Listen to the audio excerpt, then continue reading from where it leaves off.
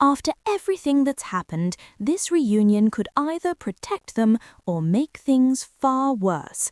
And the real reason Andrew and Sarah Ferguson are growing close again isn't what most people think.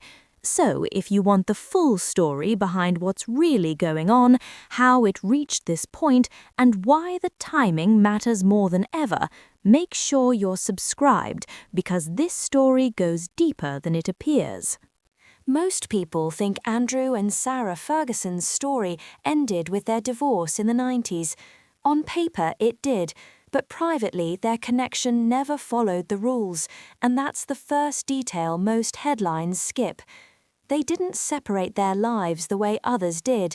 Instead, they kept sharing the same space for years, long after the marriage was over. Friends noticed it wasn't about convenience.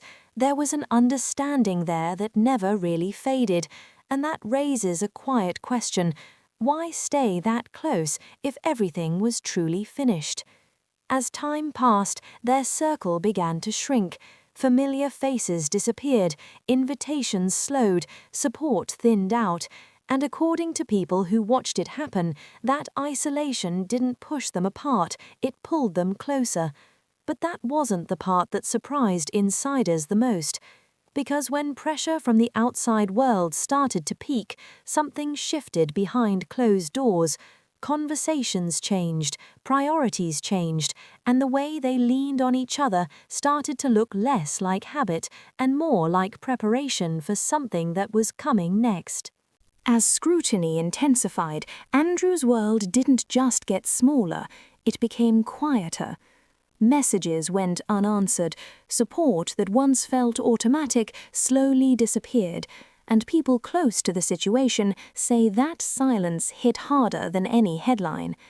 But there was one person who never fully stepped away. Sarah Ferguson was still there, not publicly, not loudly, but consistently. And that raised an uncomfortable question among insiders. Was this loyalty or something deeper resurfacing? Behind the scenes, their conversations reportedly took on a different tone, less about the past, more about what came next, how to endure it, who could still be trusted. And that's when a subtle shift was noticed by those paying close attention. Because instead of distancing themselves as pressure grew, they began appearing together more often in private settings. No announcements, no explanations, just quiet proximity. And for people inside royal circles, that timing felt deliberate, almost strategic. But what truly set off whispers wasn't the closeness itself, it was the moment they chose to stop hiding it entirely. A decision tied to a specific upcoming event that would instantly put them back under a spotlight they'd tried to avoid.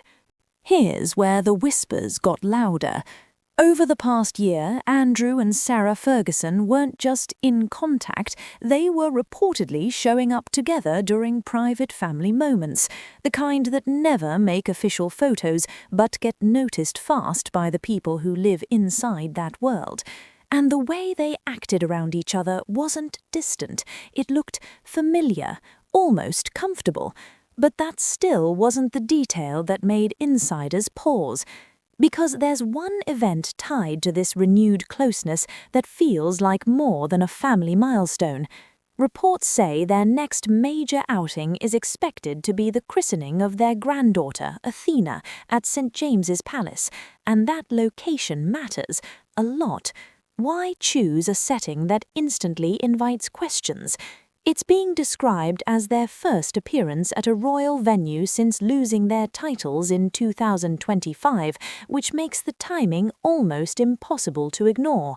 People who know how these things work say moves like this don't happen casually. They're planned, they're weighed, and they're usually meant to send a message, even if no one admits it. But the most interesting part isn't the event itself, it's what insiders claim happened in the lead-up to it, a private push to reunite and a conversation that could explain why this is happening now, not years ago. Not everyone around Sarah Ferguson is celebrating this closeness.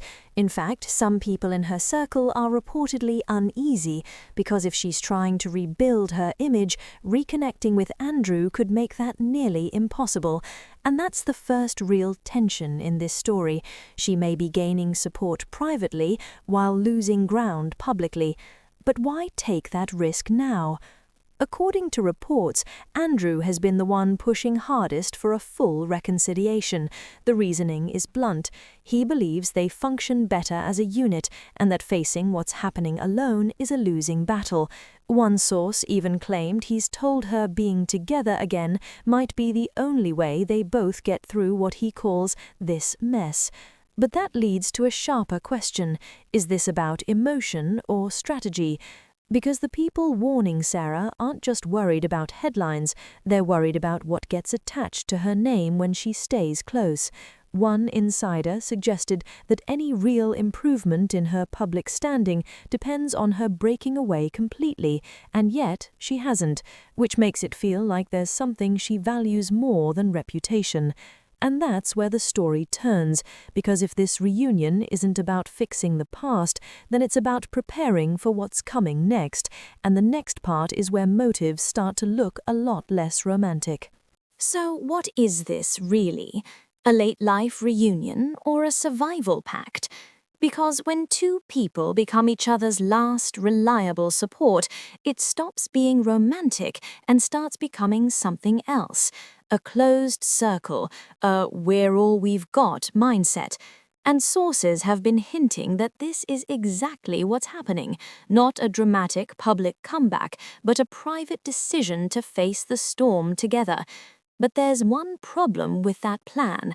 The closer they get, the more inseparable their reputations become. If Sarah Ferguson stays near Andrew, she doesn't just share his space, she shares the fallout. And yet, insiders say she's still choosing proximity over distance, which makes you wonder, does she know something the public doesn't? And that's the detail that keeps people talking, because this doesn't feel like a spontaneous rekindling. It feels timed, carefully, like they're bracing for another wave and trying to control the narrative before it hits. But here's the twist. If this reunion is meant to protect them, it could do the opposite.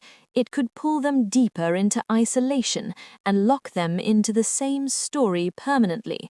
So the real question isn't whether they've reconciled, it's what they're preparing for, and whether that upcoming appearance is just the beginning of something much bigger.